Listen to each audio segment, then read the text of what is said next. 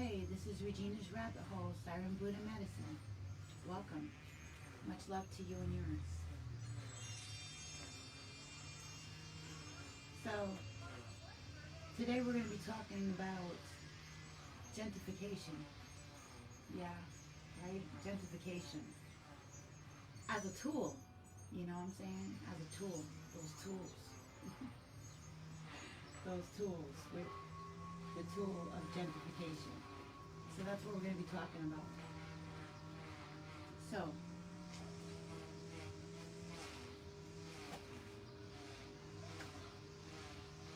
first on the list is my box. This is my box. I love this box. This box has tools in it. Go figure, right? What kind of tools are in the box, Reg? Well, at Regina's Rabbit Hole, you might find anything in the box. Now, it's not Pandora's box, although it does unlock some stuff, right? So we got some stuff. This is the stuff. Isn't that pretty? Magic. Okay, I'm going to set the stuff right here. And then, what else is in the box, Reg? About to show you. I didn't realize how much I like this box until I started to share it with you. But I've been meaning to share this with you. And I know that you think that it doesn't fit with gentrification and the tool of gentrification. However, I like to use fractals, you know what I'm saying? So we're going to use this metaphor. If you hear a noise in the background, those are my neighbors. We all have those. And they're a little loud right now, but it's okay because I've been wanting to move. Someplace quieter. See if we can make that happen, huh? Yeah. Feel free to like, subscribe, and share to Regina's Rabbit Hole, Siren Buddha Medicine via YouTube. Okay? And donations would really be appreciated. Now, what else is in the box, Regina? Well, I like to create. And I like to research. One of the things that I do when I'm researching and I get stressed out at feeling like I'm out of control, like I'm not in control, like I'm not dictating things.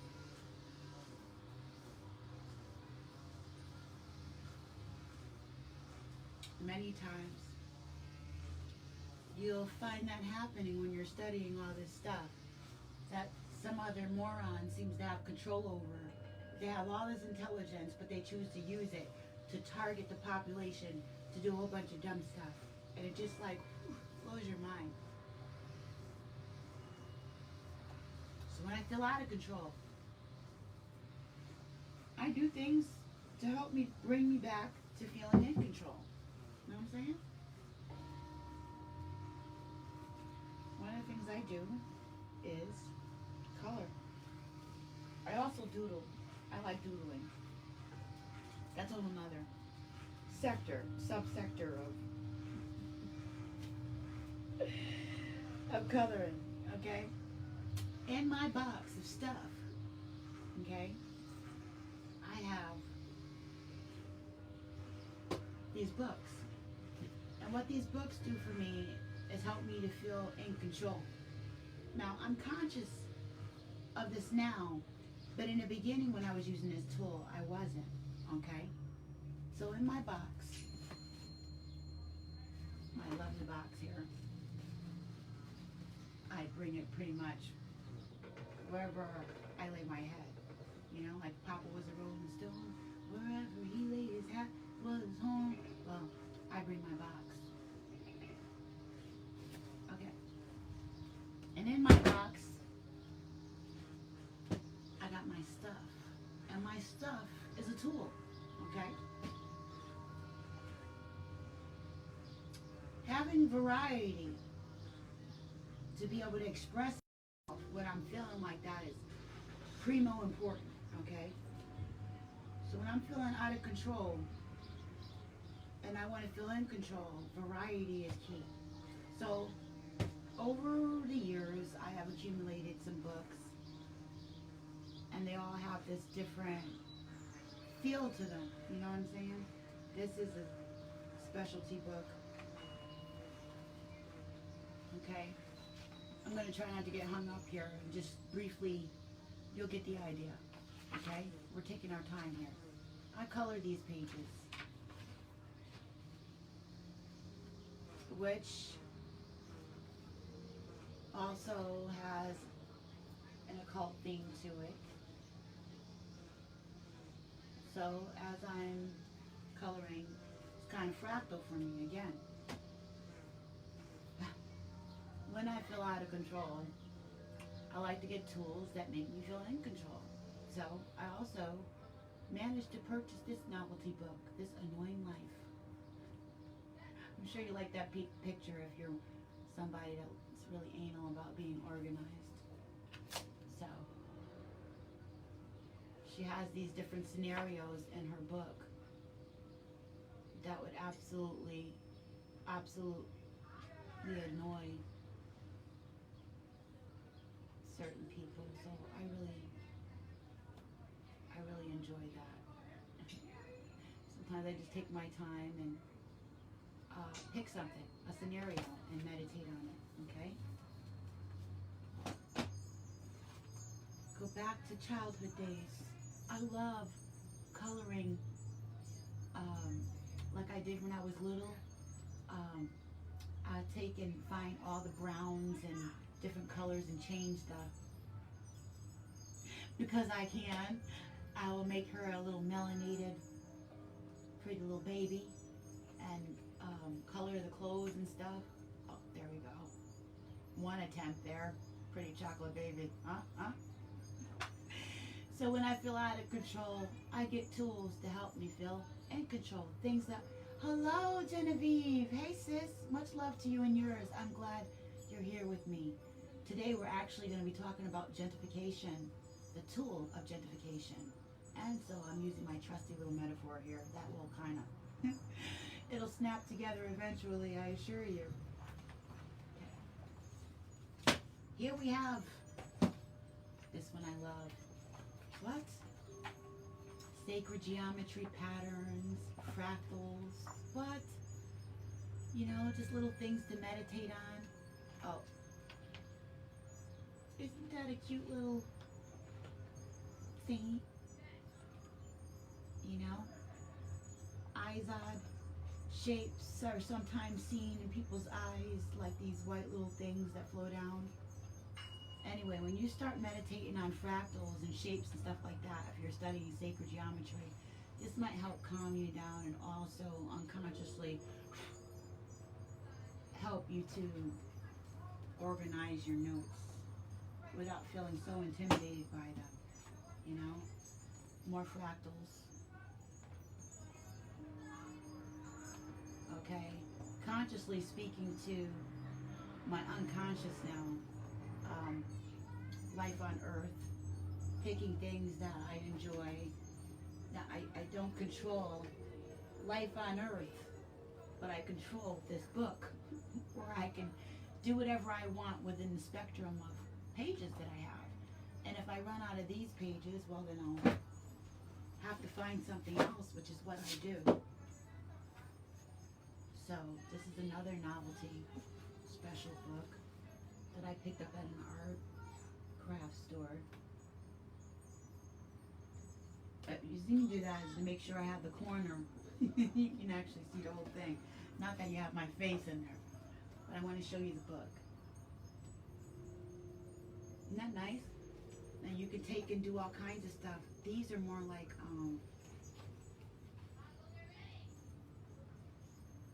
isn't that pretty?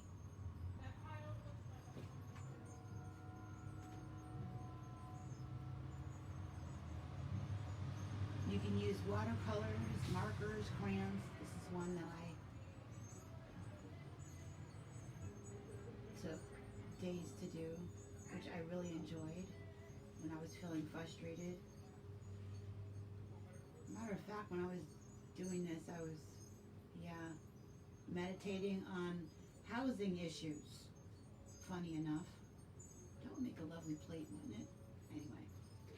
So, yeah.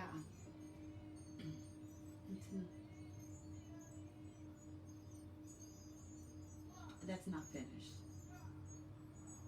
But the inside is kind of like needlepoint, you know? Just different tools for meditation. This is another one. World of Flowers. Speaking to that part of me that enjoys the fractals and the flower patterns and the colors. I plan on filling this with every color blue that I have in a way that makes it just pop. So I've begun that process. It's taken quite a while and it might not be done until a couple years from now, but it's mine and I can do that because this is my stuff. You know what I'm saying? Are you getting me? So we follow that whole trend there where I realized that this is another one I've been working on. And depending on my state of mind, I'll go back and forth in between my books. And my daughter did this one.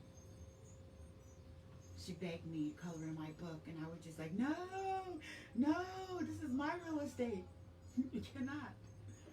But then I realized I was being selfish, and I had all these books, and I just didn't want anybody tampering with my creative real estate, if you know what I'm saying. You know what I'm saying? That was one picture that I looked at when I saw this book and purchased it, that I was like, you know what? I can really do some stuff with that and have to give that up to someone else.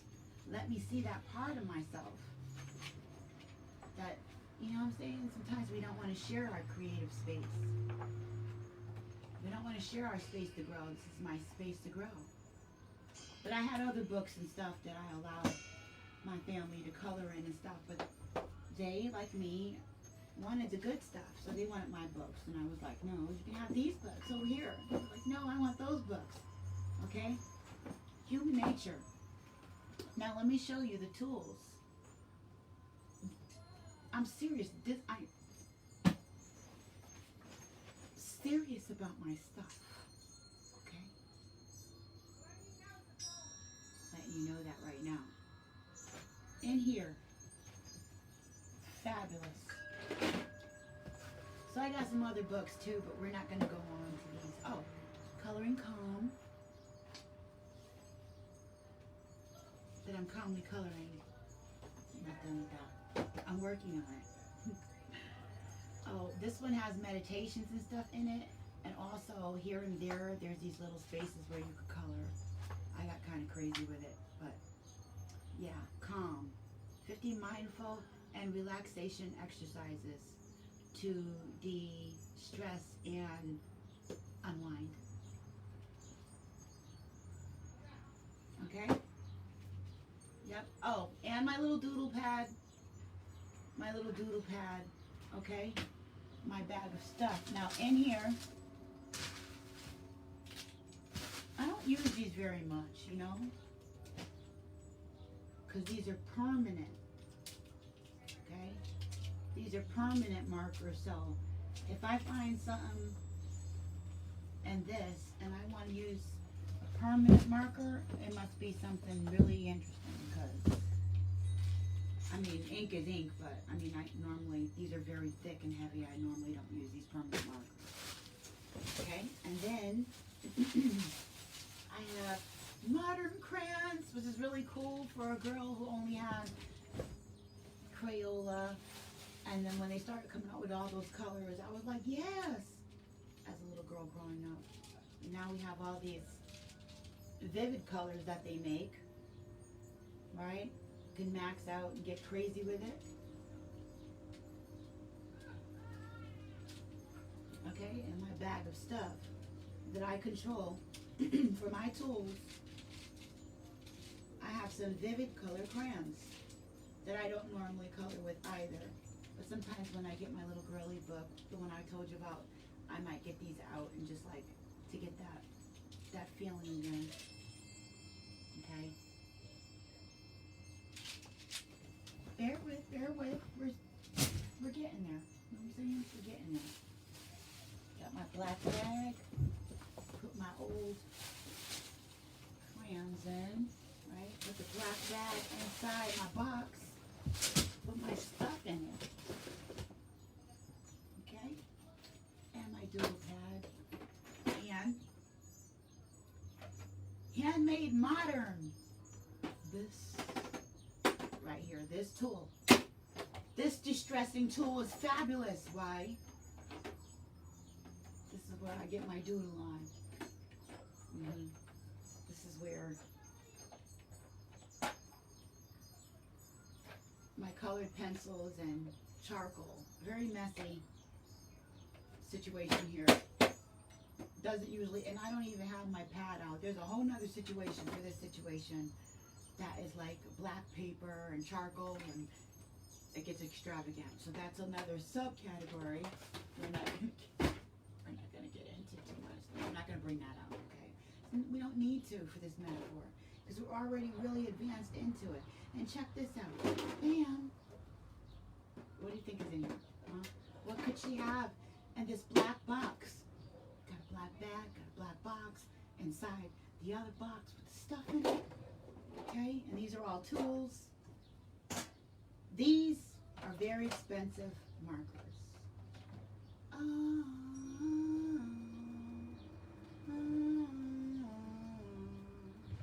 I spent money on that brown, kid. What? I take my browns seriously. Okay? My ink period, okay? But when I colored something and I wanted the color brown, psychologically, when creating, you get aggravated when you can't find the right color scenario, which happens often when you're a melanated chick looking for browns and you want to do hues. What? What? Can you imagine a dilemma? Can you imagine? Anyway. You know what I'm saying? These are very expensive pro markers.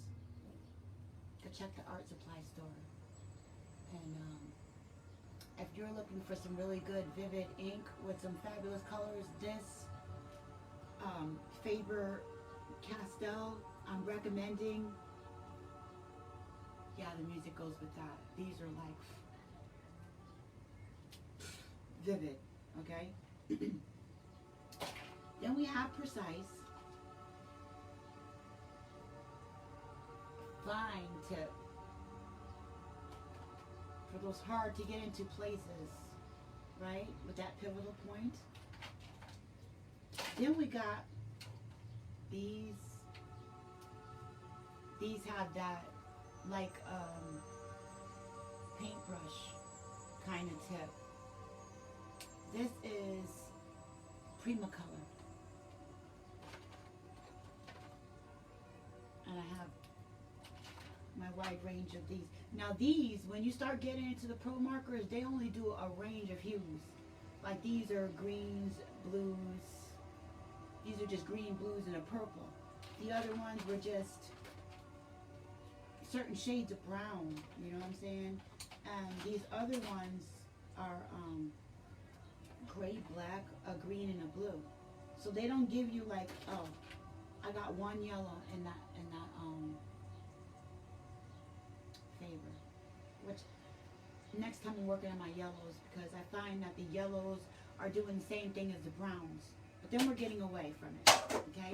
So that's what's in this box. It's like another subcategory within that box, okay? And within this box is a whole nother set of markers. Oh, seriously, I take mine. Look at that. I feel like a child again. I'm in control. I feel like myself. Can you tell? You know what I'm saying? I barely care that you're there because I have my Wooby with me. You know what I'm saying? I have all these creative tools and I just feel so freaking fabulous right now because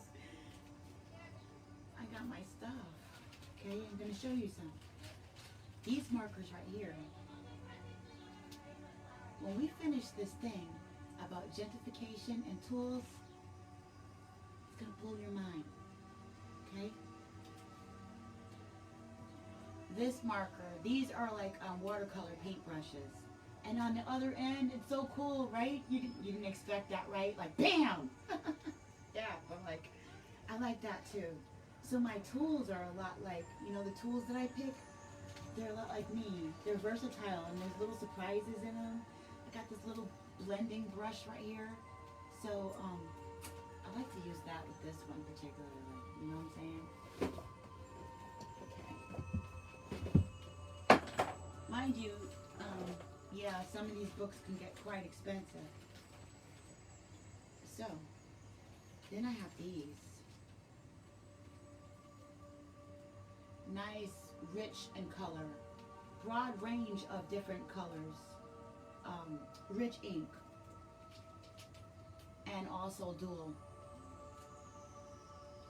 For those thin places, for those fat places. And who would have known? Who would have known? You pick this up.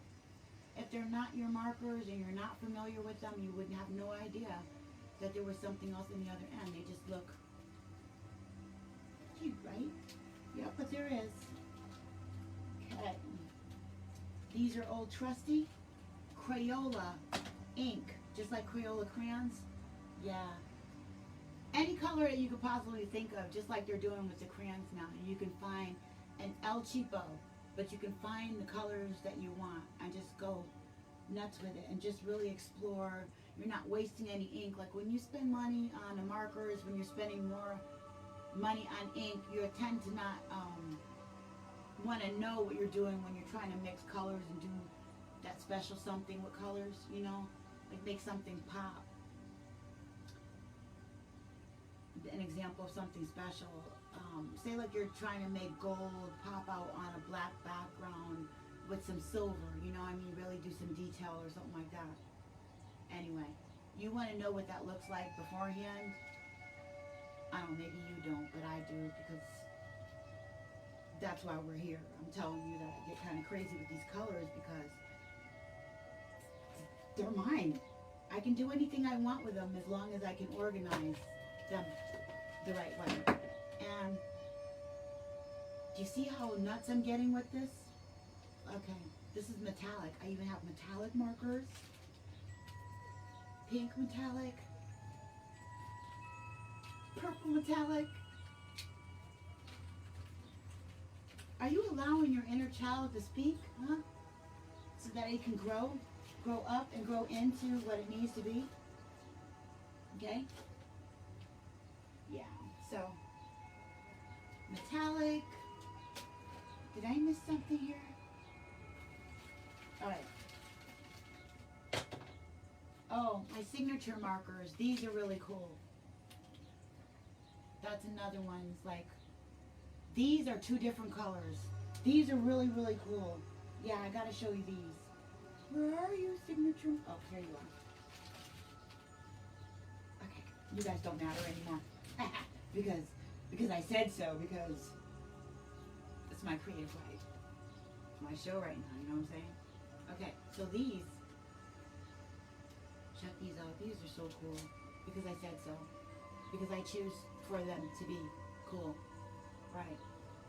So this side is like a paintbrush, and then the other side is a slightly different color. So like, you can do dark light, dark light, dark light kind of thing. So I love those markers that give you that fat marker, skinny marker. Well, you saw it for yourself. Okay. So those are my art supplies. And then I'll sit there sometimes because it's meditating for me, and I'll organize the colors. I'll put all the blues together when I get ready to do something like that. That when I was showing you where I'm making all the blues pop out. And so I'll just separate the colors and look at the colors and stuff like that. It also helps me deal with hues when I'm thinking of chakras and things like that.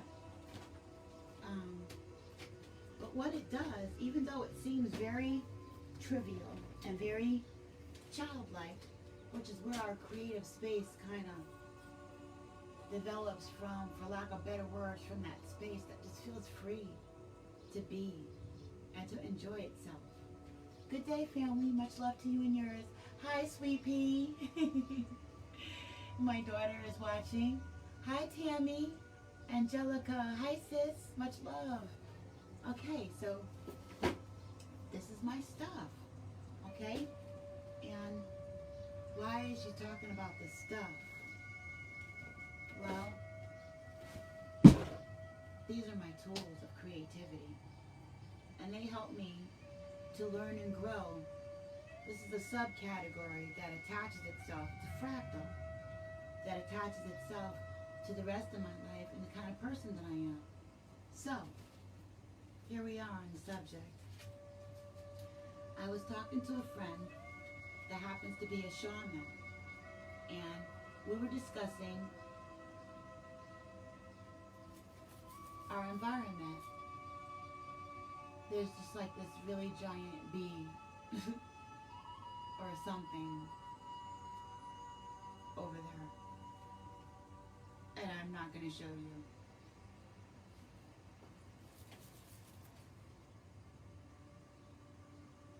Yeah, I'm not going to show you. Okay, so yeah, I was talking with my friend, and we were discussing on if we noticed any changes in the environment. And I was like, yes, this is what I noticed, and he told me what he noticed, and basically we were talking about the migration of people. We were talking about the migration of people. And something that I realized that I want to share with you is that the Federal Housing Authority, okay, is a tool. Yeah. The Federal Housing Authority is a tool. I hope that you guys are still there.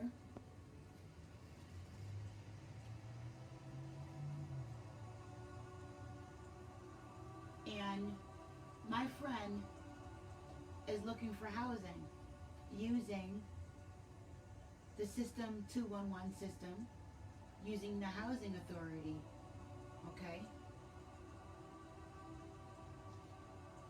We were talking about how the Section 8 list opened up, and that allows for people with low income or large families that have difficulty affording housing to move. It's like a social stratosphere, you know what I'm saying? You can move from one place to another. Let me fast forward. So I was in this domestic shelter once, and I was talking to my counselor, and I was letting her know that I don't really know where I want to live because I don't know what the opportunities are and the areas, that it feels intimidating. So she told me to get a map of the surrounding cities within the area that the shelter for women would be willing to pay for when it came to helping me with my security deposit. They're only allowed to help you within a certain radius or whatever, depending on whatever policies that they have, or alliances that they have. So it's like, I got the map and I looked at the surrounding areas, tried to figure out what resources there are. Are there jobs? Are there schools? At the time my daughters were still in school at home. Are there parks? Because I love to be outside. Is it a lot of concrete? Is there trees, wooded areas? So the only way to find this stuff out is if you have a map. You have the name of the surrounding cities or whatever, and you go ahead and you do your research and you go online and you do that. So I'm there and I'm speaking with the director eventually of the place that is supposed to help me. And when she saw that I was so calculating about trying to figure out where I was going to live. It seemed to piss her off, and I really didn't understand it at the time. I didn't understand this at all. So I'm looking at the different counties and stuff of the surrounding areas, and my knowledge about wanting to navigate from one place to another agitated them. I actually wasn't even in Connecticut, and they wanted to pop me back this way, you know, which let me know that, good day, beloved, they were trying to police my movements, and I really didn't understand that. Side category, think about the government stalking, okay, and policing people, okay. Now, here I am trying to figure out why. I realized that they had the ability, first of all, to stop my maneuvering and tell me that I'm only subjugated to stay in this particular area, and that I only had the resources that I had were going to be tied to this particular decision. That I only had, like, basically it wasn't a decision. You either take it or you don't, and you can stay here and that's it. And don't question it. Don't try to use it to actually get somewhere. Which I didn't understand that. But now I do. And that's what I'm going to share with you. Okay. So, the shelters are attached to the 211 and the information system. Okay? That system was updated recently. With the new computers that got updated with all the government software. So, like, the states, the motor vehicle, the Social Security Department, you know, all the government agencies and stuff, all got upgraded with their computers and stuff. A lot of you do know this, because when you went to go do something, you couldn't. Matter of fact, a lot of that was upgraded during this shutdown, including the schools that were complaining about the 5G and stuff. But I'm not trying to get sidetracked. Just talking about the upgrades with the system. Not really trying to get into the system being the 5G thing and how that's making people sick and stuff. That's, we're not going to go there. I might have to get my markers out and start coloring something. Okay. So they upgraded their entire system. That whole system is connected with each other. So literally, any pedophiles in your area, any resources in your area, any warrants in your area, because the policing system is also tied into this, okay? The housing resources, what shelters have spaces available, whether you're domestic violence or whether you're just basic shelter, whether you have any disabilities. So they get all your information into this 211 system, like a folder on you to be able to help you. If you need food services, you're calling these services to find out if there's any therapy for mental health, medical. You're calling this number for find out about medical resources and stuff. We're calling this 211 for many different things, and in doing that, they ask you, have you ever called 211 before, and things like that. So this is a resource center, a massive resource center for a lot of people. And within it, say you called them and you got sent to a regular shelter. Within that shelter, they're going to tell you they have resources for housing, whatever, and that you have to do X, Y, and Z. They'll tell you to go to the state and fill out this and that for X, Y, and Z, and see if you are eligible for certain resources for whatever type of help that you need for your situation of need, okay? And so all these other things are subcategories, tools for them to help you, the individual, right? Whatever your problem is. If you are disabled, they can send you to those resources. If you're mental health, they send you to those resources. If you're sick, they send you to those resources. in addition to also being housed within their temporary shelter system.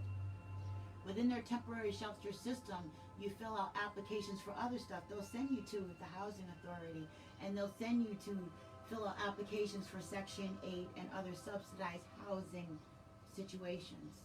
Are you getting me? And this is all depending on the type of individual that they have before them.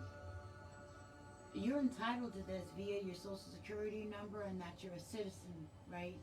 That you have a social security number that allows you to tap into the schooling system and the medical system and the housing system. This is the kind of stuff that people run to America to be able to have, is that those freebies, but nothing in life is free. Okay? So,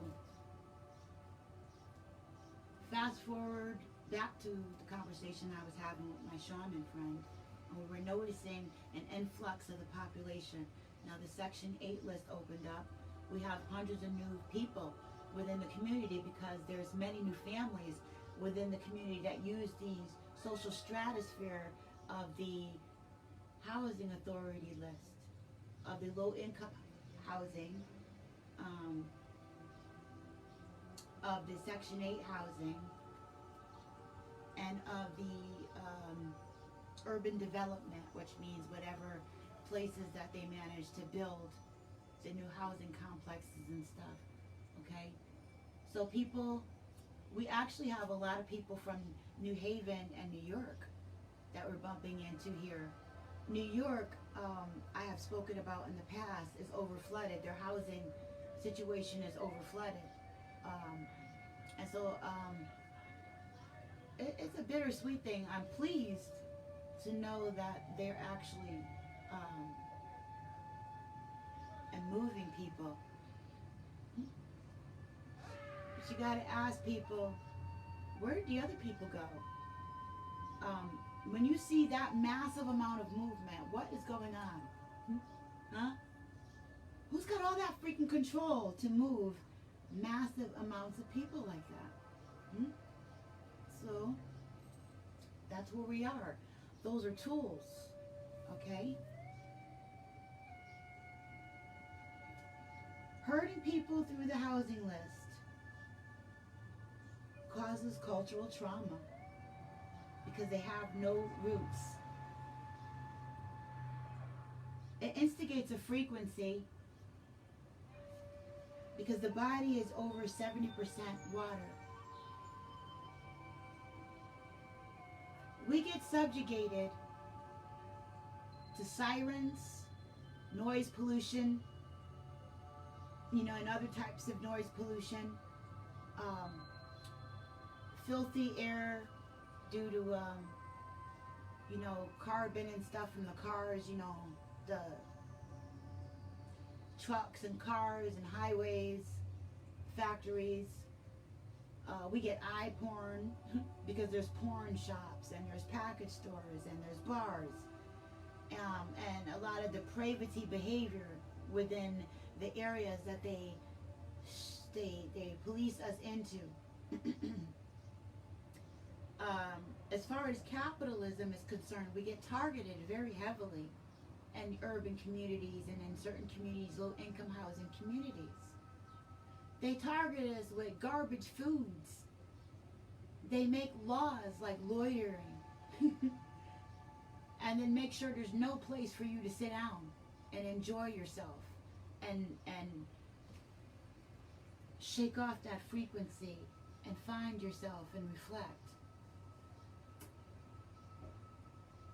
Doing this causes repercussions because your body is over 70% water, and it penetrates through your aura. And a lot of people are not aware of that because information is a tool. Information is a tool that you get from other people who are looking for tools. And if you're in an environment where everybody's busy surviving, or they're programmed to be looking for other things that they feel have cultural relevance because they've been pulled into an area where people tell them what is supposed to be culturally relevant so that they can be programmed. We get these clusters of mind control. We get areas where we police each other into degradation. and in low frequency concepts of thinking, where we police each other, okay? And we get herded into these areas via because of low income.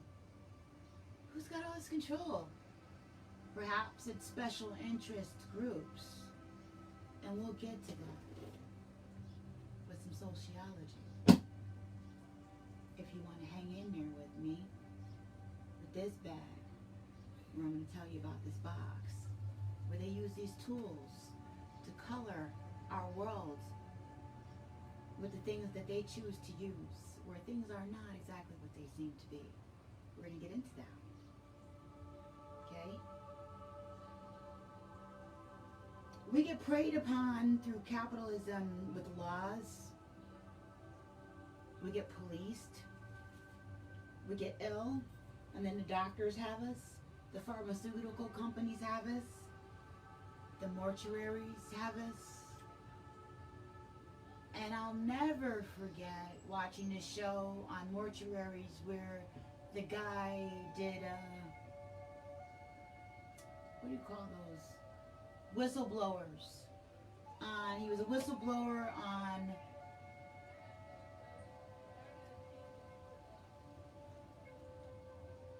how he was instructed to make money off of the populace and get as much money as he can off of the deceased party's family, off of the widows, off of the grieving families, to not save them any money, but to take as much of that insurance money and as possible. And he whistle blew on this thing. So we have, we're taught to desire certain things through cultural relevance, you know, that nice coffin and all that kind of stuff. And he was talking about how those kind of things are preyed upon, and how that was a tool to be able to make sure that they didn't have anything left. Why would you want to make sure they don't have anything left? Like, one of the things that people want to do in families where they've had loss is perhaps relocate from where that happened so they can feel some relief from the suppressed feelings that they have within that environment and move on. Much love, sis. Much love, Laura. Much love, Gregory. Much love, Ra. You know? So now you find yourself in this like situation where you're not getting free, you're not able to use any ends and stuff like that, because they use the love that we have for one another to kill us, you know, morally and emotionally. Perhaps you're feeling this guilt and you want to make sure that your loved one has the best coffin and the best send-off and the best this and the best that, so that you can prove to the others that you loved them. Maybe you were taught that a burial is what you had to have versus cremation, or whatever it is, that messages that you're getting. Well, the point that I'm trying to make is it's going to be adding on to the financial decision that you make, and the kind of departments that you go to within the community that you live in, that you have been herded or policed into. Okay, this causes mental health issues. Okay, the judicial system is an industry. The mental health system is an industry. We get false educations regarding this. The educational system is an industry. Why do you think we go to college and we get these degrees that we can buy into the promise of that industry being there and us paying into it, okay? Going to school and getting an education, college and all that kind of stuff, to be able to buy in to that label, to that brand, because we want to be a teacher, we want to be a doctor, we want to be a lawyer, we want to be a mechanic, we want to be this or that, okay? And we want to move into communities where there's schools and there's opportunities available, so we can have a part of that bag, so we can take part in the good stuff. You can't pay your life without the right freaking tools, can you?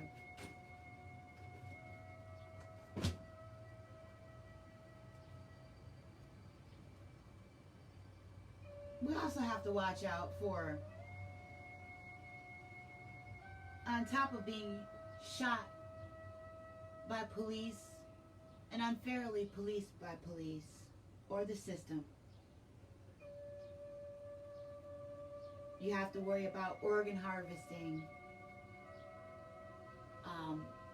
and people doing their secret stuff, you know, and feeding off of the community's blindsidedness, which we're going to get into, because education and information is a tool, okay? They say you tool or you tool. You can be a tool or you can be a tool. These people are being a tool. They're such tools. Hurting people through the housing list using 211, and like we're like not seeing stuff. Through gentrification, through the 211 housing list.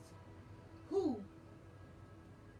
What types of people are able to have that amount of power and control where they can actually migrate large populations of people? Huh? That's the question that we have to ask ourselves. And some of this answer came through when we're looking at the rioters, paid rioters. Where do these paid rioters come from? They just mysteriously show up and start raiding Walmarts and stores and doing behavior that these communities never had before.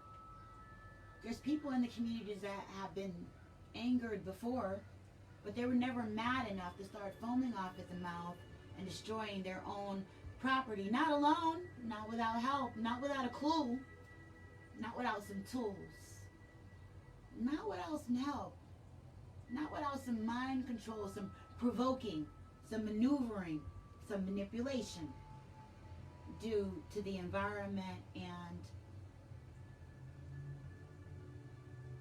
using the lack of income and the poverty state of mind. Now we're going to string some stuff together now, just like we do when we use these different colors and different tools to be able to make our picture and pick our perfect thing. Okay? Okay, KK? KB? Sweet Pea? Okay. Citizen monitoring system. Info line and your telephone, and then 911 attached to a satellite system. This is a side note that goes with this. So I'm in the store. Somebody asked me about a cleaning product, and I had my headset on, had my phone with me, because another tool that I like to use is music to tune out some of the garbage. So I had my headphones on and I'm in Family Dollar.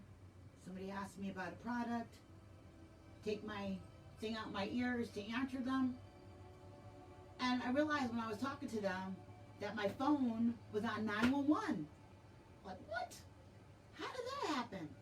So I'm speaking to this lady and I'm like, look, I have no idea how that happened. I am so sorry. I did not call you. I have no idea how this phone is not even connected to that. It's connected to internet, which you have to connect to yourself. You have to program it in there to be connected to that. I don't use this phone for that. I use my other phone to call and talk. I use this phone for work and stuff like this, and meditation and listening to music and research and stuff like that when I'm attached to Wi-Fi in a particular area that I have it connected to already.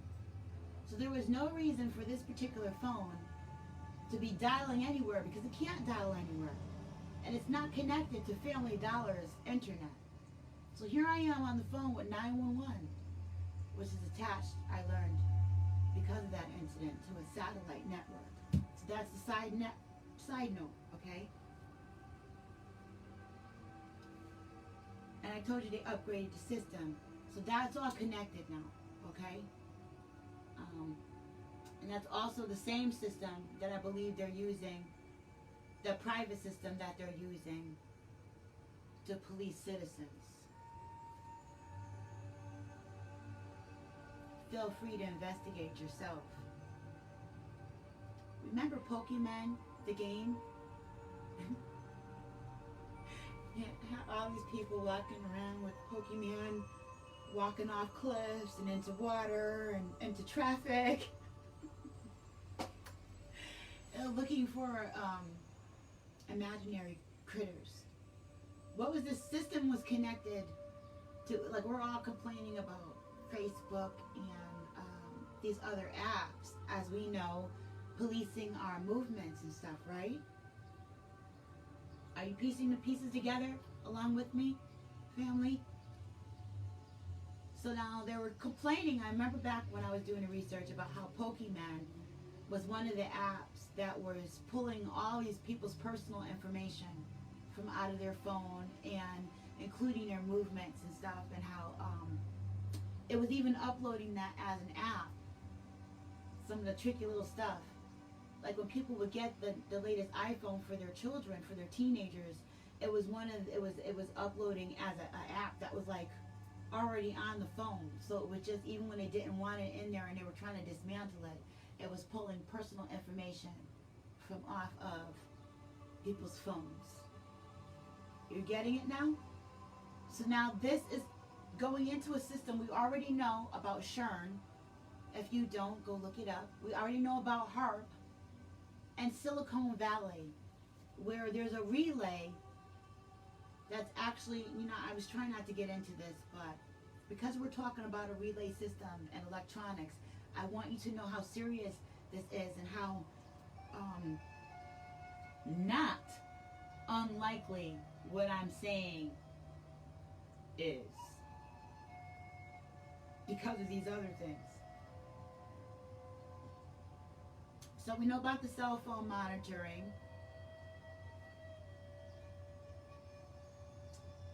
Remember the terrorist playing cards from World War II? No, not World War II. From Iran. From Iran. Okay? The terrorist playing cards where they had the deck where they were looking for Saddam and his accomplices and stuff like that, and the soldiers had them. Look at the link between looking for different creatures and stuff on the phone with Pokemon and looking for, with these terrorist playing cards. What I'm saying is that this technology and trial and errors and working out the kinks in this technology have been going on right in front of our face. We have Illuminati playing cards.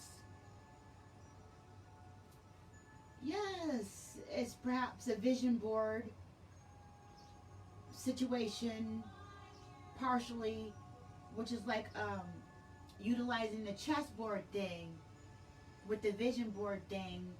But then when I talk to you about Silicon Valley and churn, mind control, and HARP, you need to get into the high technology, and you need to get into time travel, and you don't need to do anything, but I would highly suggest you start looking this stuff up. If you call yourself actually looking for the truth within what we call reality, it's definitely not what we think it is, and the whole thing is an illusion. Look into Trump, Baron Trump. His child is Baron, and his grandfather, his great-grandfather was attached to Tesla and Tesla technology, which is involved with the 369, which deals with time travel technology and a lot of the technology that we have seen stolen and stuff, comes from that era. A lot of the time travel and stuff that you see, this is a side note, forgive me, because it's so dense, the information is so dense that I have to go here so that you can string together these pearls to get there. Okay? They're hoping that we don't have the patience or the inquisitiveness to string together the macro to be able to see what it is that they're doing, because we have a lot of smaller special interest groups stringing together what we call reality, okay? Like, they got the bag full of stuff, the tools, okay? They got the laws, and they have the mental health book reference thing, and they have the housing laws, right? And the tax laws, and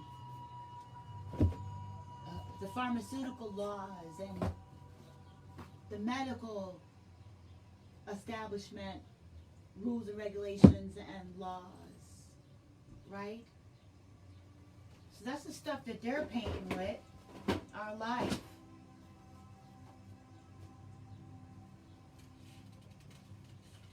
Citizen monitoring system. Think of straw man and the way that they feel like they have the right to steal, kill, and destroy is because most of us are considered dead. In the eyes of the law, melanated people are only 3/5% considered a person, considered human. First of all, it's because they have no idea who they are or their past. Second of all, which should be first of all, is that information is light. Information is, the lights being on is considered living, having the ability to reason and correspond on a deeper level, to be able to have something to contribute to life, is a sign of living, that the lights are on, that you're not lost at sea. You know? They got this thing called the red line. They got the red line on the city maps, okay? The red line evaluators, they evaluate zones and districts and stuff like that. They're the visionaries. So they look at an area and decide on what in it will or will not be developed, in the same way that we were discussing how I pick out a particular book and decide whether I'm going to deal with it or not. And even within the spectrum of that book, right? Am I going to even, what am I going to decide to put my effort and work into and my money into? Because each marker, each set of marker I spent my money on, what am I going to do? Am I going to use the cheap ones, or am I going to use the expensive ones? Am I going to use the water ones? Am I going to use something I have to spend more time with, that I'm aware of, that I'm using? You see what I'm saying? You see where I'm getting at? Yes, of course you do. Because you're with Regina's rabbit hole, Siren Buddha medicine. And we're thinking people. We're not dead. What?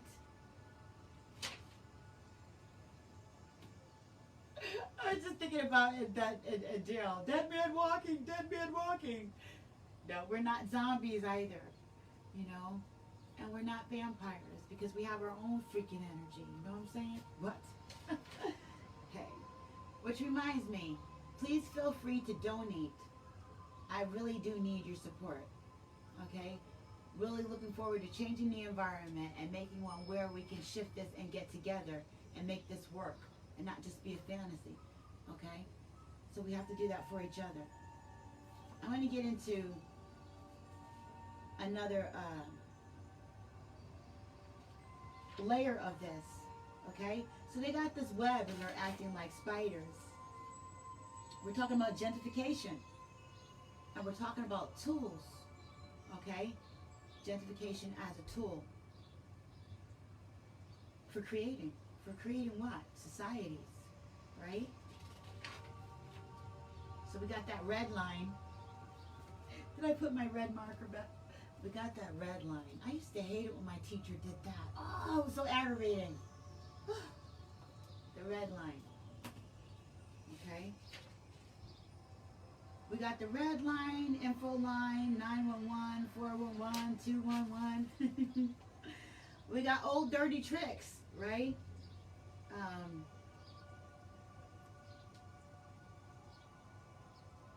Laws. Let's talk about the tools, okay? Let's talk about the study of sociology. Let's talk about the deliberateness of it all. Can't say I didn't know. I had no idea that this was going on. Who would have thought, right? If you're in the field and you study this is what you do, okay? This is how we buy into the system. This is how we police ourselves too.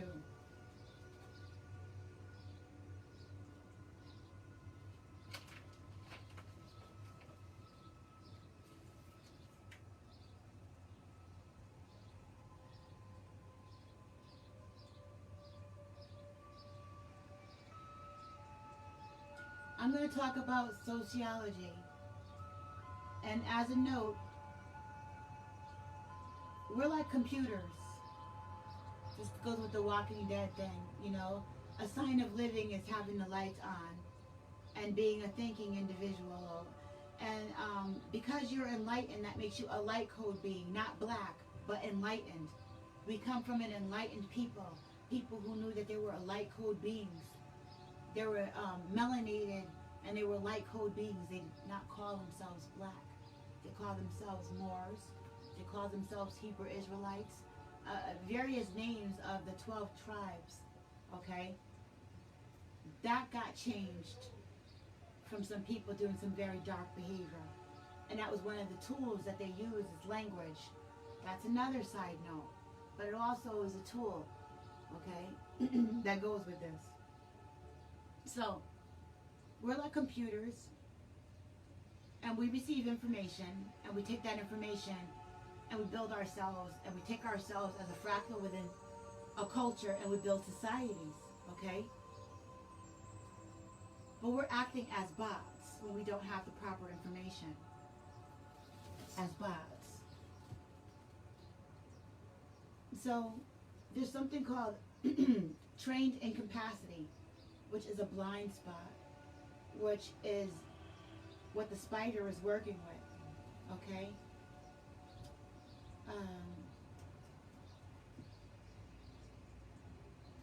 There's something else called human ecology, and that's bots being led by people with the Peter principle. That's the privileged hierarchy, or getting into like the secret society stuff, you know. We're seeing pyramids, and we're seeing people that are just like rubbing it all in our face that they know something we don't, and you know, they have rights that we don't, and they have more resources that we don't, and that they're just gonna decide to give everybody vaccines, or make everybody stay in the house, and just, you know, pull all the whole policing system away without fixing it, and just, you know, totally retarded stuff. I mean, they can decide to do whatever they want, build walls, whatever they want when they decide to do it, okay? And we're gonna elaborate on that a little bit, okay? This is one of the books that I studied from in college, my sociology book that I decided to get as a reference. Some references out for you. So we're talking about sociological perspectives on the environment.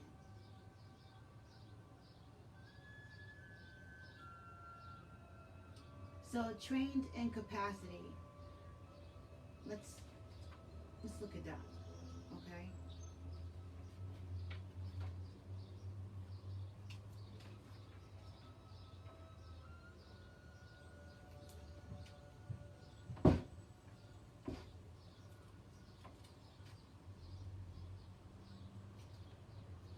Trained incapacity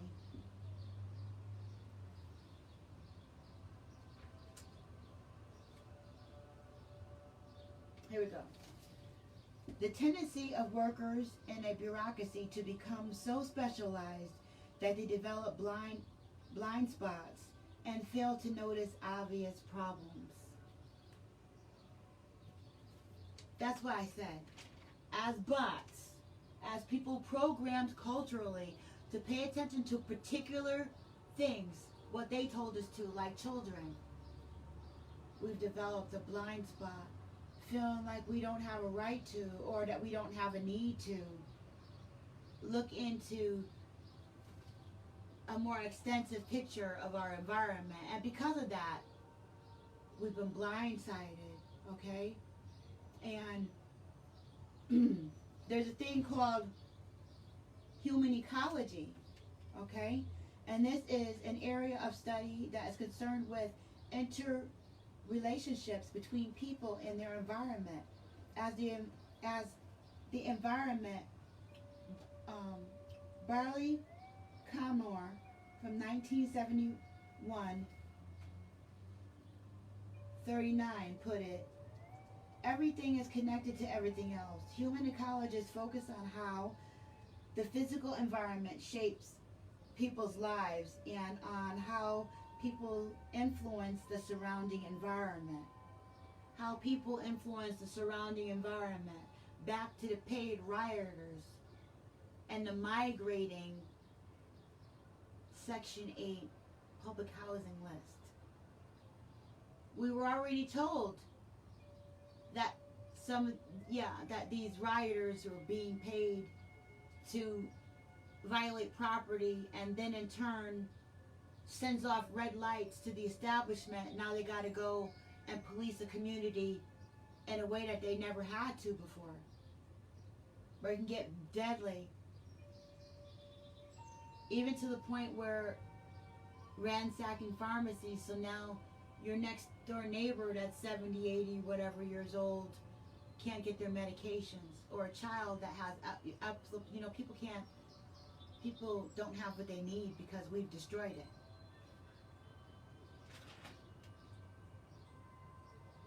And we destroyed it because they told us to, without realizing that we did exactly what they wanted us to, like puppets. Okay?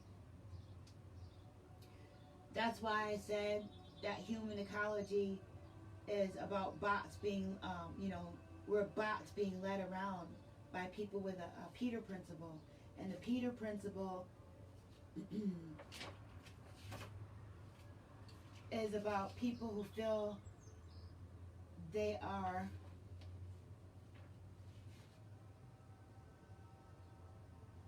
special, oh so special, so special that they can break laws and rules, and they're exclusive. And we do have that. We do have that in society. And this is so people in the sociology field are well aware that we already have these issues we're actually supposed to be working on. Go figure. I mean, I am adding on to it by telling you additional information in regards to the gentrification stuff.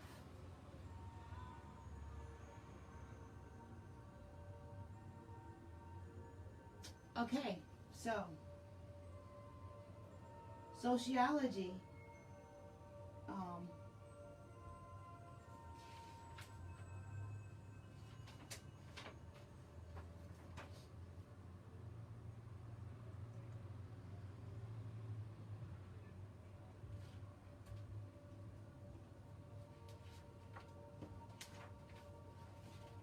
give me a minute, please.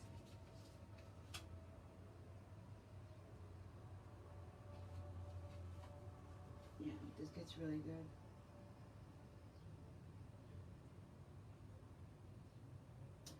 Okay, so in the study of sociology, there was this dude called Herbert Spencer. Herbert Spencer, a Victorian Englishman, okay, from 1820 to 1903. So this ain't new. Did not feel compelled to correct or improve society. Instead, he merely hoped to understand it better, drawing on Charles Darwin's study on the origin of species.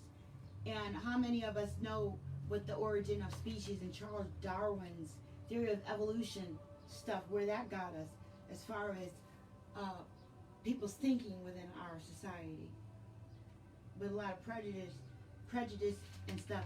And so this mentality walks with the kind of people that choose to do urban development on, like, you know, the mass levels, the people with the kind of money to be able to steer mass amounts of people from one area to another. Okay? Who does that? People who study this stuff. Okay? We deliberately been moved into areas to be isolated.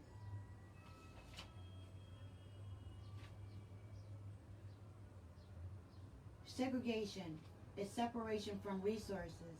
Instead of segregation,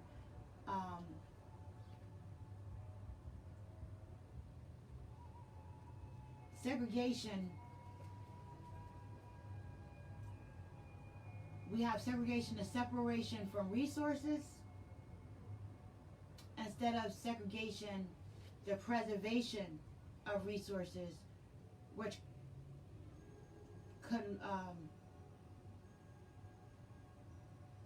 come from certain cultural groups within society. So there's groups that are exclusive. They're segregated. You can't get in them. Okay? So we were looking at segregation. That's why I said the word thing. You know, we needed that note in there. As a culture, one of the tools is language. And when we don't understand what the language really means, that's a tool for the other guy, our ignorance, our blind spot.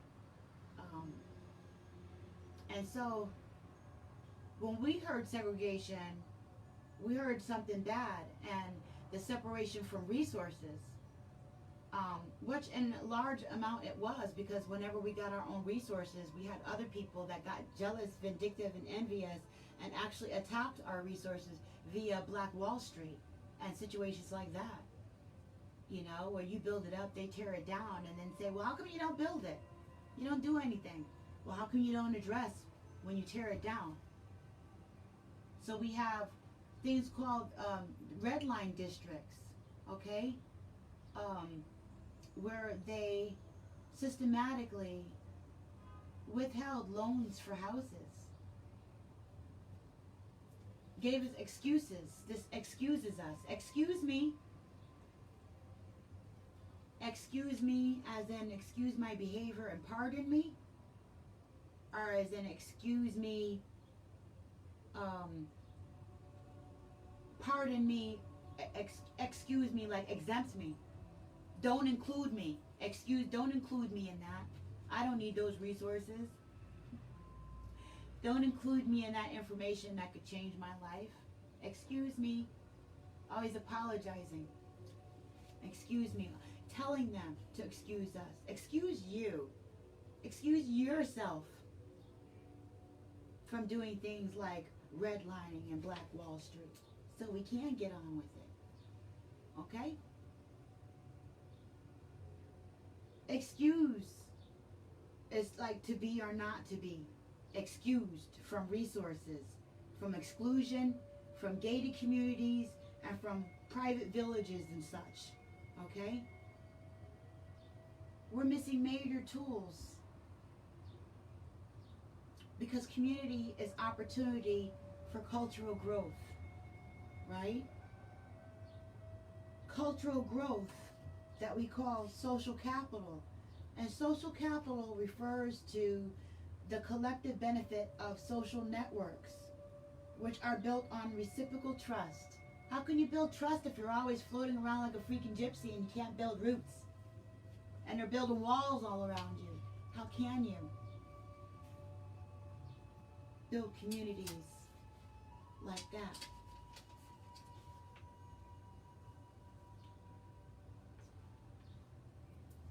communities where we recognize our cultural capital.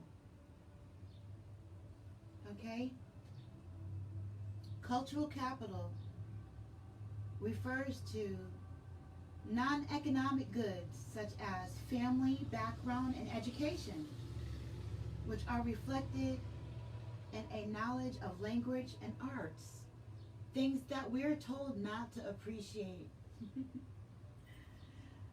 But then we see other people mimic and mirror. Okay, knowledge is power, knowledge is currency, knowledge is energy. Not necessarily book knowledge. Cultural capital refers to the kind of education that is valued by other socially elite.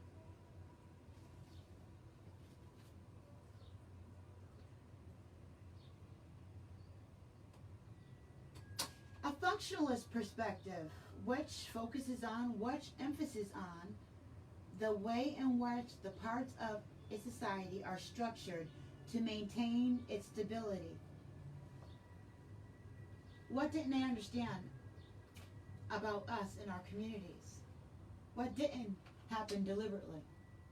What didn't they see when they had a visionary of us for the future? And it's already apparent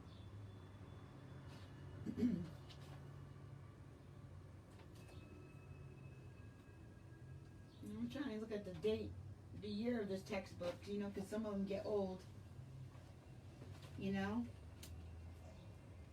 Maybe 2015. This text, yeah, because it was about updated. I was dealing with some updated textbooks they had revised or whatever. Yeah, just about 2015.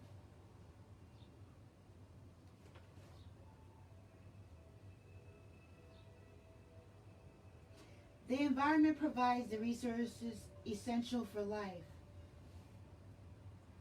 Okay? And this is where we get into it. Okay? The environment provides the resources essential for life. The environment serves as a waste repository.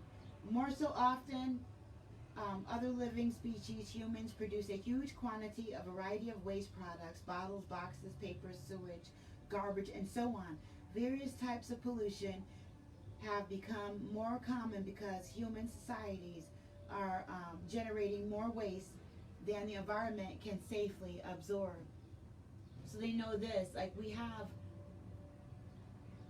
areas and in my research where they moved one population out and moved another one on top of a landmine or toxic waste or some other kind of crap and watched them just break out in pox of cancer clusters. You know? I think that was cute. And these people spent their whole freaking lives trying to sue corporations and stuff and paying money to researchers and going back and forth to doctors and different organizations trying to figure out why in the world were they so infested and infected with all these different illnesses, and to the point where that blind spot was removed and the community was able to see. If they were moving all the freaking around, how would they even know how they got it? These are people who bought homes. And because they stayed put, they were able to see the systematic warfare on their community, and as a collective, used their resources, got together, and fought these big companies, or, you know, and were able to prove their cases in regards to how they were being mistreated. And because they were a community without major resources, these other major corporations felt like they could mess with them, that they wouldn't see the social migration, that they would just maybe be paying attention to the, trying to reach that social stratosphere, you know, where we're trying to get somewhere, get that degree, get that money, get the bag, get the bag, get the bag, get the bag. Human ecology is important. Is an area of study that is concerned with the interrelationships between people and their environment. As an environment, Barry Commoner said, Everything is connected to everything else. Okay? That was 1971. Dude said that. Invisible chains. The rest of the world is being programmed with images like Boys in the Hood. You got the Juice and Valley and New Jack City. They're pirates of our images, of our hopes and dreams. But that's another angle to the story, right?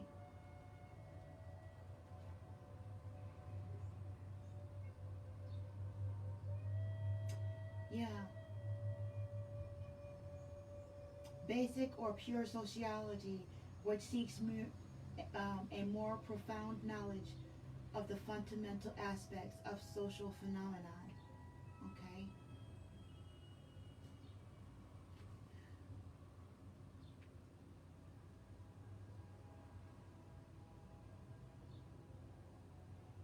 Here we go. This fits.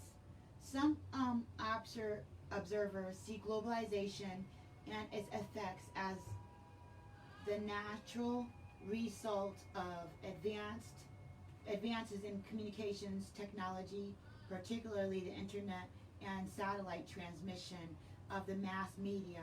Others view it more critically as a process that allows multinational corporations to expand unchecked. Okay? As if what you don't know won't hurt you. That's not true. Okay? Gentrification hurts. Because they're messing with the cultural akash. Okay?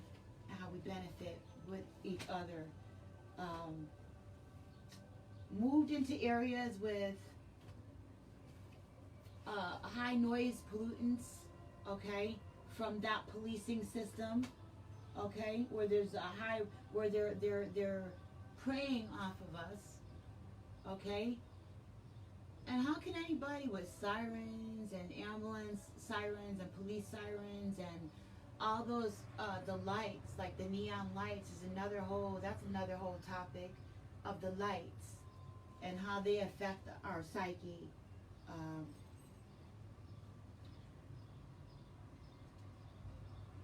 There's many conscious, I don't know, many, but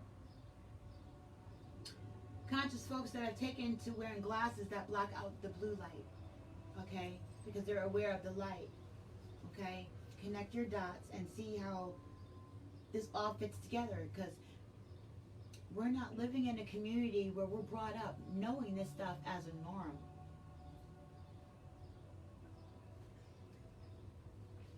So we're able to be greatly exploited. And they cart us along, leading you by the nose with a little trinket, with a little juice, with a little money, a little resources. And we'll walk off with them. Just like a tribal dancer being promised music on a slave ship. Just go wandering off to go have a good time, and then they float off with us.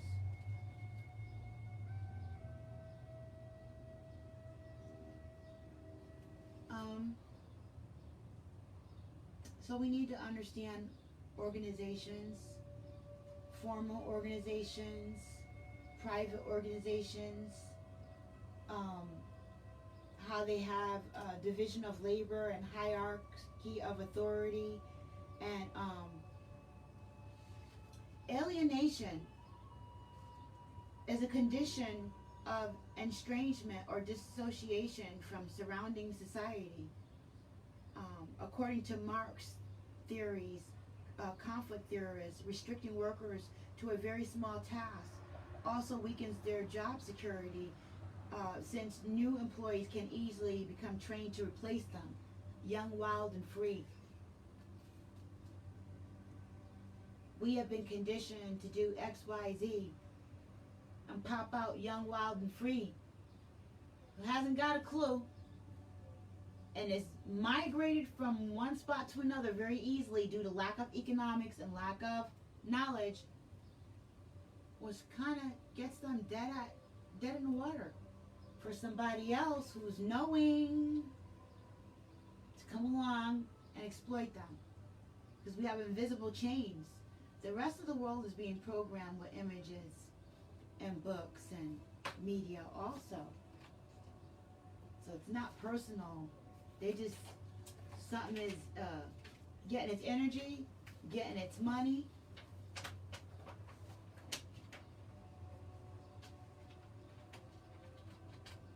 Okay? Playing old dirty tricks, you know, with the laws in regards to back with World War II, the hobo thing, you know, the loitering laws, okay? They've been doing this for a while. It's not new. We're just not as aware as we should be. And this is vital. This is detrimental. We need to start paying more attention, okay? It's an old dirty trick. They get free labor. You end up on a chain gang because of a loitering law that happens because you have no way to lay your head. What are they doing to the people in the inner city now? I was talking about how, you know, all this stress and conditioning, and then you're watching all this violence on TV. You're listening to violence in music. You're eating crappy stuff that makes you feel aggressive. Dealing with a hostile system where you know something's wrong, but you just can't quite put your finger on it.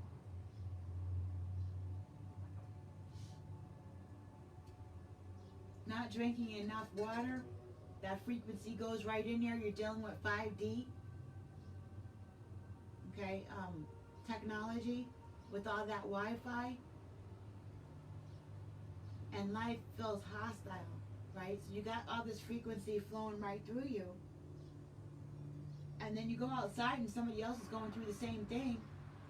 And somebody says one little thing wrong, or they step on a sneaker, a program, you know,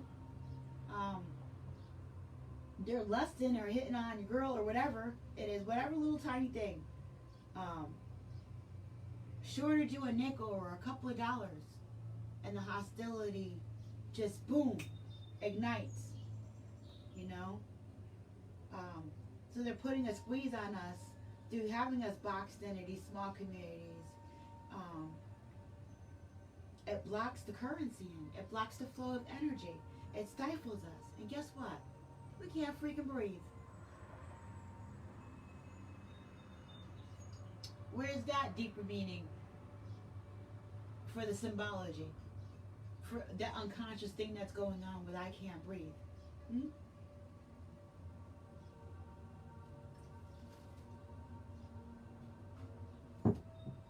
Back to, you know, being excused. Excuse me, pardon me, you're exempt.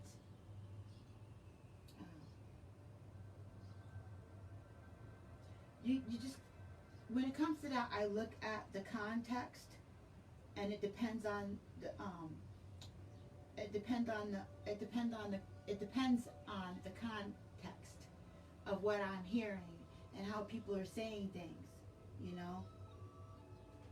Because to be intelligent is to be alive. And thought is lightning, and lightning is currency. So, how are they saying, excuse me, you know? And in what context is that in? Are they playing word games with me? What is the scenario surrounding it, you know? Because I'm not with, excuse me, from the resources that I need to survive as a community. Don't excuse me from that. Don't pardon me from what I need to live, from the information that's vital, okay? Don't pardon us from that. Don't pardon us from our resources. Don't pardon us from each other where we have no community because of the gentrification.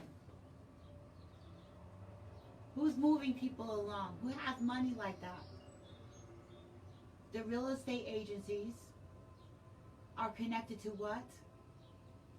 And who has big chunks of money like that? Big money. Jewish people, so-called Jewish people, or those people who are policing the original Hebrew Israelite people, known as the original Jewish people. There's a motive.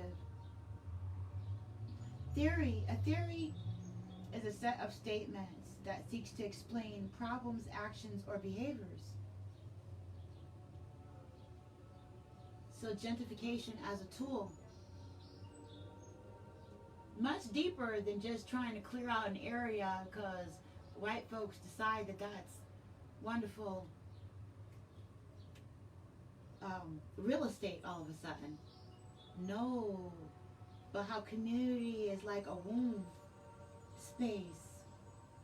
If you're smoking and drinking and doing drugs and on all kinds of medications and under a lot of stress and stuff, if you're pregnant with a child, that's its home. And everything that you do and everything that you are provides that space for the child. So when we're talking about fractals, not only are they messing with the home environment, the mother and the father and the family, in regards to economy, in regards to being able to afford a house, in regards to where that home is, the redlining, the economy, the loans that they're playing around with, that, you know, the banking loans and that whole system and the whole laws and all that stuff is not governed by us. And so you get the families of the white establishment, you know, that are policing things through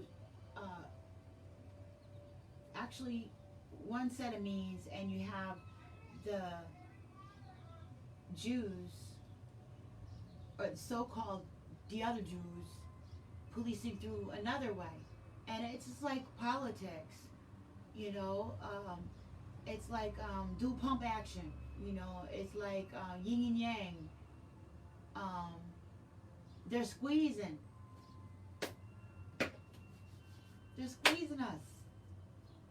Okay? Because we're the only ones that didn't get that action that they're throwing at us. Okay?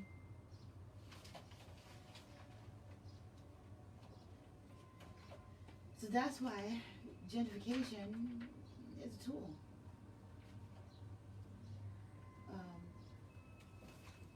It's a tool because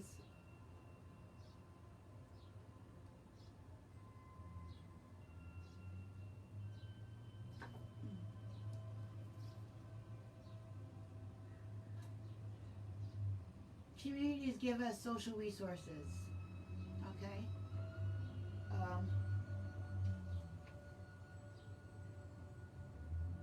Another thing a sociologist, clinical sociologist,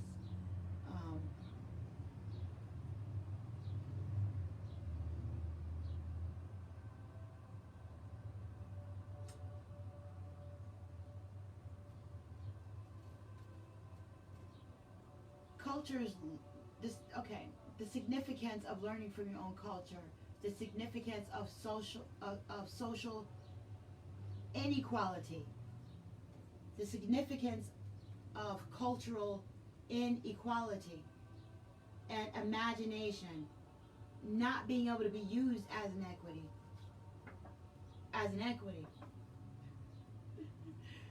It's covered under clinical psychologists, okay? So it's not like they didn't know. The study of society is one of the biggest, I was told when I was in school, one of the biggest careers there are, because this field branches out into so many different categories, just like psychology, sociology. And that's why, as a social science, they're able to manipulate the environment, the television, all forms of media, print, using the spelling, and also, like, when it comes to education, using the spelling and social dynamics to tell you, watch your spelling. Like, you're questioning something with a teacher, and they tell you to watch your spelling instead of addressing what it is that you're trying to get the answer for. And so this is all a part of the grammar and the glamour, that you're not good enough.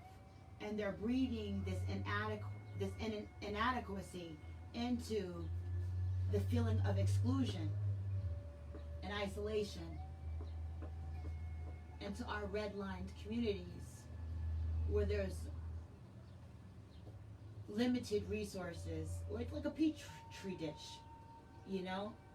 We can take an area code, and you take your people that you have police that city, town, or state, your officials, and you pay them off, right? And you have all these other laws, and so all they got to do is follow the laws and follow the guidelines of restrictions within their secret society families or whatever, so they can keep the equity of inequality going, right? And there you go. I'm going to be placing this on my YouTube station channel, Regina's Rabbit Hole, Siren Buddha Medicine, along with a link of this really good documentary that I was watching on gentrification that I really think you should watch. It goes really sweet with this.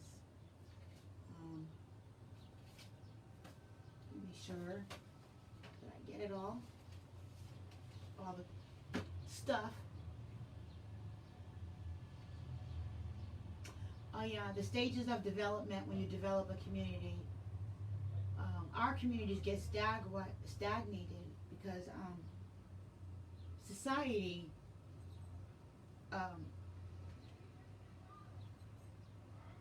is seen as a parent. Society gives the rules. Society is parenting us, you know, government. Gives the rules, gives us rules and laws. Parents, in regards to our family, are small on a smaller fractal. We're submissive to the resources and safety and dictatorship of the provider, okay? Which is like the grandparent, you know, the government, you know, and in your society, they're like the great grandparents and stuff like that. And women who are the beginning of the fractal with the people are treated as children within this culture, within this society, okay? That's one of the overall, you know, a consistency through this whole thing is that imbalance. Injustice as in being policed. Watch the way people say things, you know, to you. Women, melanated women, are in a position of submission. And it's like karma. And you can see the fractal there, you know, as far as the womb space and being able to develop societies and safe cultural environments where we learn and we share what we have with one another, you know. There's this like glass ceiling, you know. Men are placed in a position of female submission due to lack of resources, okay? Economic fragility, because the so-called white man or men in other cultures measure their masculinity via their wallet, their ability to maneuver through the social stratosphere with their wallet, with their income, with their money. And they do that with investing in things that will bring them, that will accumulate income. That's their environment, you know, the people in their environment, the things in their environment, the things they learn, like stocks and tips and medicines and what doctors to go to, what just the new educational, you know what I'm saying, learning all the new and vital things, you know what I'm saying, that life has to offer in order to enhance the space that they're already in, cultivating. And those are the tools that they're aware of they're working with. Well, using that gatekeeper to block off the vital resources, keeping that policing system in place for others. So, due to lack of resources, the melanated people have an imbalance when it comes to decision making, you know, and economics, and being able to offer any kind of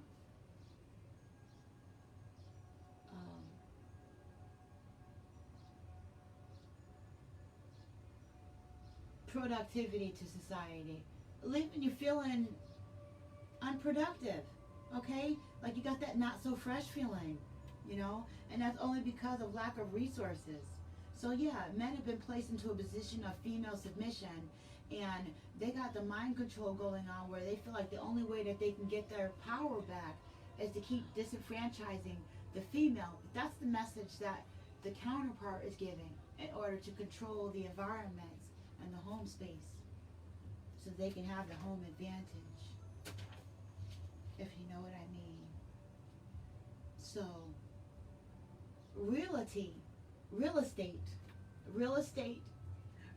agencies, I didn't say all of them, I'm just saying that's a tool to be able to use that as a way to paint the kind of life you want. To cut things out, to pull things in, color me brown. You know what I'm saying? You can have whatever you want. They click together a reality by way of group consciousness, you know, and they can actually isolate themselves in a way that's beneficial, blocking the flow of things they don't want in order to gather and accumulate things you do want. You know what I'm saying? Once you get pregnant, you're getting pregnant on top of that. Like, you're not going to have a baby in 9 months, right? And then there's another one coming in back of it 3 months later because it was in their 6-month gestation and back of the, you know what I'm saying? It's got 3 more months in there. That's not the way that it works. It's occupied, right? That space is done. And you can't put anything else in there until that's cultivated. Okay? So they're blocking the flow. We need tranquility to accumulate commerce and income to be able to reflect so that we can get our creativity going. It's alchemy. It's alchemy, and that's why the flow is so easily blocked, because they know it's alchemy. Look at what they call ley lines, the flow, right? So we want peace to gather our roots, because we've been uprooted, we've been disrupted when it comes to computers, you know, and looking at ourselves as computers.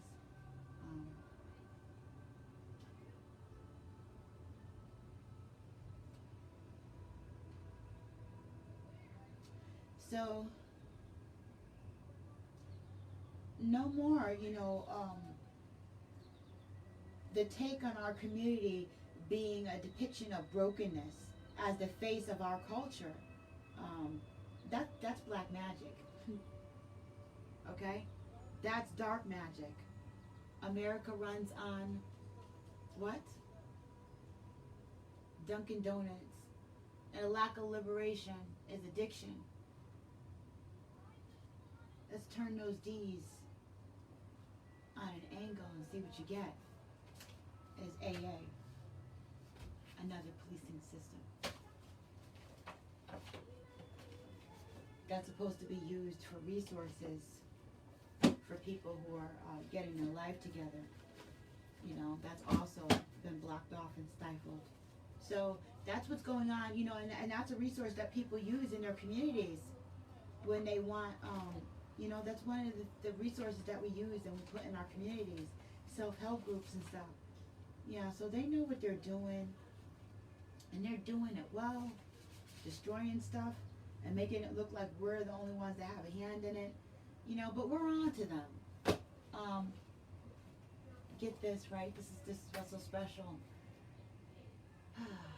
We're like code beings, and first there was the Word, and the Word was with the Most High, right? And we're like code beings, and information is light. It's like code frequency. And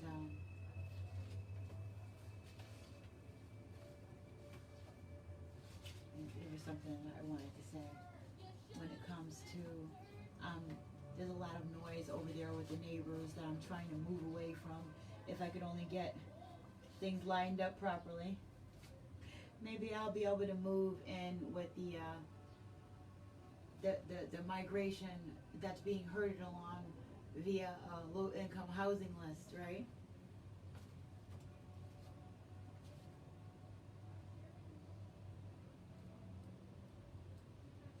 Right, that's what I was going to say. Light code being, and in the African language being light, and us being light code, and the original people, I was thinking how all the words, Queen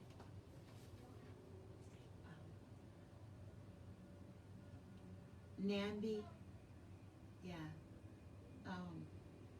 was talking about how in Africa, all the language leads to up to where it's saying, I see you, you know, and, you know, shedding some light on this, being a visionary, you know, just the words were just coming to me and stuff like that, and I was really enjoying that, but also working to black out the noise in the background from some of those old dirty tricks. Cause the problem and then offer the solution. Make the crazy people and then give them the medicine, you know? Make sure the pharmaceutical company is already there. All right, so that is gentrification tools. That is the end of this conversation. This was Cyber Buddha Medicine, Regina's Rabbit Hole. Are there any questions? I'm actually looking at this and it says no one is there, but I know better than that because it's always tampering with my internet connections. So I'm just gonna count on the fact that you're there. I give you an opportunity to ask any questions or type anything in.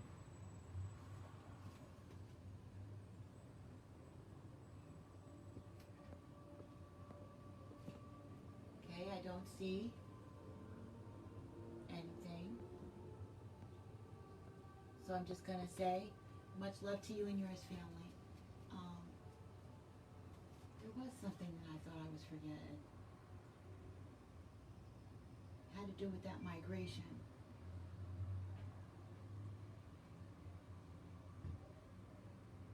Oh yeah, not finished yet. This is so freaking important. Oh my gosh, yes. So when I was talking with my friend, along with that migration, these spiders with flashlights, because they know, have this big web that we just talked about. So each community is like a Peachtree dish, okay? So you have these people that already know what's going on, that are already in place. So you leave an area, like say like New York, and you get lucky and you end up with low housing. Low housing people are typically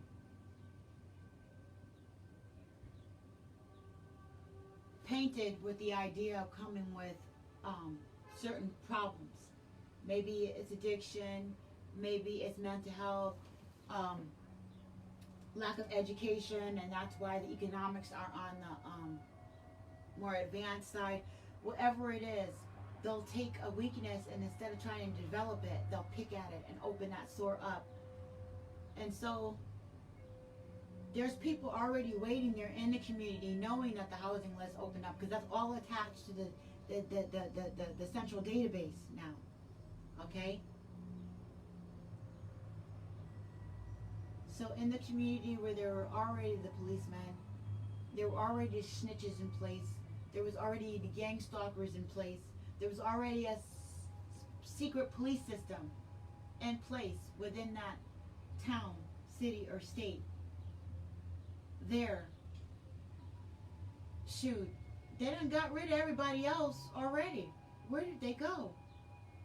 Well, I'll tell you how me and my friend were realizing, well, how I realized this work. We were talking. So where do people go?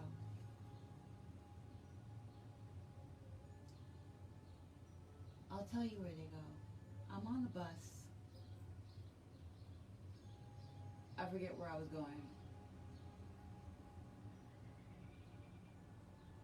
And I'm looking out the window and I see,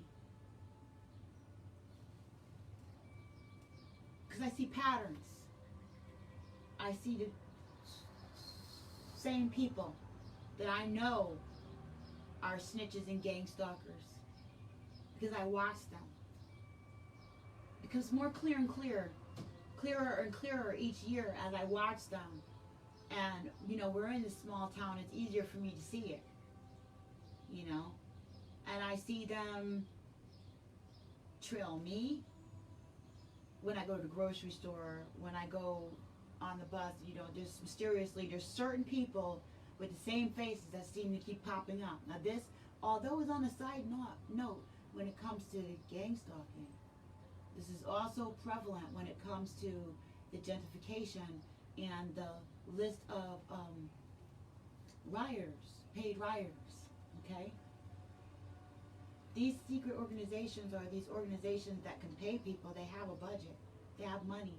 They can afford to pay people who are broken, who want to eat, who need money.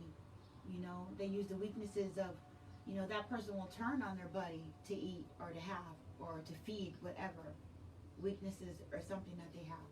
If they don't have the Most High, or light of something greater inside of them, if they're not aware of a higher self and they're not seeking higher self and grander things, they're more likely to be subjugated to lower frequencies, okay? If they're not seeking higher waves. And this is known because it's a part of community, okay? You get what your community has to offer, and if the people living in your community only have scars, then you're going to get scabs, you know? And wounds, just more hurt people.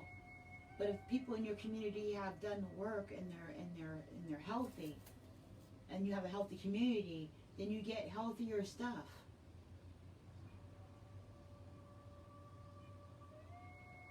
So they're moving these people around from place to place using the housing list. Okay? Using the only ability that poor people have to maneuver themselves from one area to the other. And say you have hundreds of people within a new town or state, and there's already people who have been there policing, have already locked up the people that were messing up. They're already, okay? Like the loitering laws I was telling you about. You know, you have people in the community where there's nowhere to go to sit down or to enjoy. There's no community services or resources. There's a package store on every freaking corner. There's sirens, ambulances, and the food is crap. So they're being geared up to feel like shit and to act like shit. There's the music and the media. So they're being saturated and programmed literally with mind control, literally with 5D technology, okay? With the cell phones and stuff, with via Wi-Fi, via voice-to-skull technology, via gatekeepers within the community, okay? And they're living in this little red line community, and they're feeling like crap. They're eating crap. They've been programmed with crap. They got no but fuzzballs up there, and they feel like they're excluded. Excuse me, I'm excluded for having any of that good stuff because that's what their program tells them. And then you open up the housing list and tell them that they can finally have something that they might deem help them in their life and that they can move on. So they're out of that system. You tell them they can move from busy freaking hustle bustle New York or whatever, or wherever they come from, and move to somewhere else. And they've been longing for that, you know. And you move them here to good old Waterbury. But wherever you go, there you be. You'll always bring yourself, and that's why the most important person to work on is always yourself, right? Because wherever you go, there you are. And they teach you that, and self-help groups. So I'm on a bus and I'm looking out the window and I see those people that I know, they move funny. And I see them, I know they're gang stalkers. I know they're working for the government. I know that they're children of the families or whatever, that for whatever reason, whether they get paid or whether they're getting brownie points, you know what I'm saying? Or whether they're just possessed by something and have a bug up their behind. They're following you and watching you around, and you already know the deal with them. Now you see, they're pretty busy watching a whole bunch of other freaking people. And these people only got to where you came from via migration of the National Housing Authority list. You know, community housing, public housing, subsidized housing, Section 8 housing, affordable housing, attached to the 211. So they move into an area with their demons that they weren't able to work out over generations with a solid community. Like Black Wall Street with the communities that was just torn apart. So they're like gypsies going around from place to place to place. You're getting picked off by these government agents, you know. And when the political season pops up, it's like hunting season because the voting system pops up. The voting season pops up. The city needs money for certain things. They get it by the arrest, like what people are paying for bail and what people are paying for lawyers. You know, that boosts the economy, the judicial system. You know, and the doctors get to work, and the dentists get to work in your area. If you have a dead freaking town, that's vitally important when they open up them housing lists. That's economics. If you have a town and you live in a place like Bridgeport, which is listed as one of the top low-income places in Connecticut, Hartford, Waterbury, Meriden, certain surrounding areas, just, oh, they're so cute. They got cute little houses and cute little towns, and they're quiet, and they look lovely compared to busy hustle bustle places like New York, you know. And Meriden and little small cities like Waterbury and Meriden and Wallingford look really cute to somebody coming from New Haven or Hartford, from those little busy cities where there's hardly any place to sit down and really relax yourself. Hardly any backyards and stuff, people shooting each other, where the programming is so dense. Do you see how they're herding us into these areas? So where's the social equity? So we're policing each other, and that way we're policing each other, and in that way they're policing us also. Because they're taking the weakest of us, that's needy and wanting, and using them as gatekeepers to police the rest. By making them feel like they're special, that they can't be seen. And so they'll be the ones reporting your son or your husband or your friend that decided to do one little stupid thing. Where they'll get years, where the person who did that white collar crime will get a pat on the head. Maybe it'll even be dismissed because they had the resources and the money and lived in the right community, where they can say, so-and-so's family has been in this community and been serving the community for the last 50 years. But you don't have that because you just don't have that, and I already explained why. So this is Regina's Rabbit Hole, Siren Buddha Medicine. Heads up, eyes open, okay? So while you're moving around and moving about and utilizing the freebies, it's free. They're trying to help us. You know what I'm saying? One of the tools of the elite is ignorance. And one of the tools of the elite is gentrification. Much love to you and yours. This is Siren Buddha Medicine, Regina's Rabbit Hole. Telling you about stuff in the bag.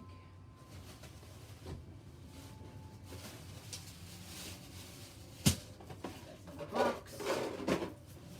That's in the other stuff that's in the box. That's a part of the square. That's part of the rectangle. That's a part of this whole thing they put on our television that we call a matrix. And I'm still with you, trying to figure it out. Please donate to Regina's Rabbit Hole, Siren Buddha Medicine, 639A. 639A. What do you call that thing? What is this thing? Cash App. 639A, Cash App. Like, subscribe, and share to Regina's Rabbit Hole, Siren Buddha Medicine, YouTube. And thanks for being with me, family. Maybe I'll have some questions next time. You guys don't like to ask me questions and interact, but I'm going to keep at it so we can find this balance.